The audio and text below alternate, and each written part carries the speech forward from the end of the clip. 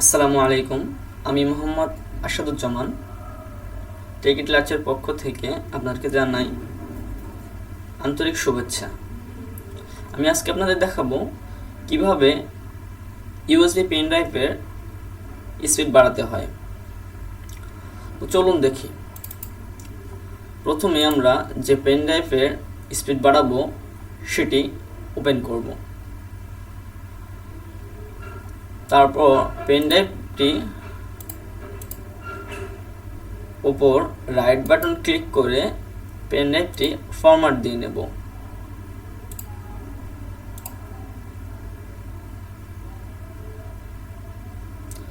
Format নিতে সময় লাগতেছে।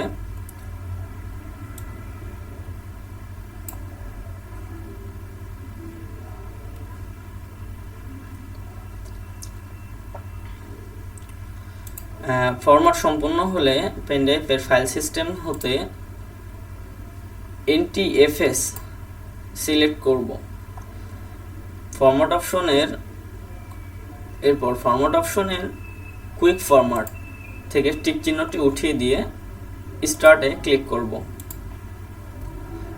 এরপর ফরম্যাট সম্পূর্ণ হলে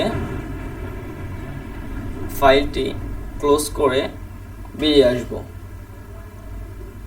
তাহলে আপনি লক্ষ্য করবেন যে আপনার পেন ড্রাইভের গতি আগের থেকে দ্বিগুণ পরিমাণ বেড়ে গেছে। আর কিছুদিন পর পর মাসে অন্তত একবার পেন ড্রাইভটি ফরম্যাট দিন।